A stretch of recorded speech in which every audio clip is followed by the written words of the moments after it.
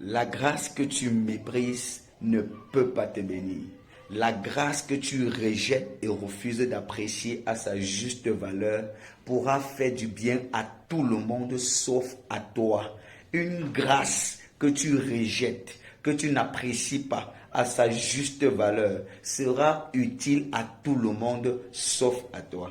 Vous savez, aujourd'hui, l'histoire d'Élisabeth et de Marie m'apprend quelque chose. Élisabeth était la grande sœur, l'aînée de Marie de loin. Élisabeth était mariée longtemps avant Marie. Mais il se peut que les deux sont enceintes. Et lorsque Marie s'en va à la rencontre d'Élisabeth, écoutez, Élisabeth cria d'une voix forte. Béni soit d'une voix forte. Tu es bénie entre toutes les femmes. Et le fruit de ton sein est béni. Comment la mère de mon Seigneur est-elle venue jusqu'à moi? Vous voyez, elle ne regarde pas que c'est sa petite sœur. Elle ne regarde pas Marie comme une fille de hier. Mais elle reconnaît que même si Marie est une petite fille, d'hier, que même si Marie n'est même pas encore mariée comme elle, que même si Marie n'a pas encore fini de grandir, elle reconnaît que Marie transporte une grâce forte, une grâce lourde. C'est pourquoi elle s'incline, elle célèbre cette grâce dans la vie de quelqu'un d'autre. Elle apprécie la grâce que transporte une autre personne. Et c'est d'ailleurs la raison pour laquelle vous allez constater que Élisabeth va être saisie par la grâce. Elle va être bénie et remplie du Saint-Esprit. Le texte va dire qu'elle fut remplie du Saint-Esprit au simple contact et de la simple salutation de Marie à son endroit. Pendant que vous appréciez une grâce dans la vie d'une personne, pendant que vous célébrez et reconnaissez une grâce dans la vie d'une autre personne, vous pouvez jouir et recevoir des effets de cette grâce dans votre vie. Marie a été célébrée par Élisabeth. Élisabeth a su reconnaître la grâce qu'elle transportait en elle. Élisabeth a su reconnaître le dépôt que Marie avait en elle. Et pendant qu'elle reconnaissait cette grâce, la Bible dit qu'elle a été saisie avec son enfant à l'intérieur. Elle a été bénie et bouleversée.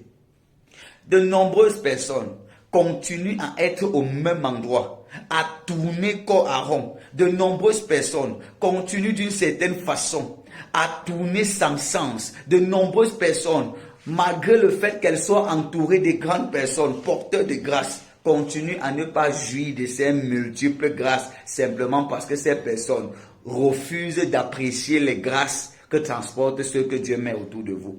Quand vous marchez et quand Dieu veut vous faire, quand Dieu veut bénir quelqu'un, il te met en contact avec des porteurs de grâce. Je reprends. Quand Dieu veut bénir un homme ou une femme, il va te mettre en contact avec des porteurs de grâce, avec des porteurs de grâce. Ça sera à toi maintenant de savoir jouer pour pouvoir jouir des grâces que portent ces hommes et ces femmes. Mais si au lieu d'apprécier les grâces dans la vie des hommes, au lieu de célébrer ces grâces et au lieu de te disposer pour recevoir, tu te mets à juger, tu te mets à regarder leur taille, leur âge, et tu te mets à les voir, à te voir comme grand et plus grand qu'eux, tu vas rester là où tu es et les gens viendront de part et d'autre bénéficier et jouir des grâces que portent ceux qui t'entourent. Et tu seras toujours là à ne rien recevoir. Apprends à apprécier les grâces que portent les hommes et les femmes que Dieu met autour de toi. Apprends à reconnaître ce que Dieu a déposé aux hommes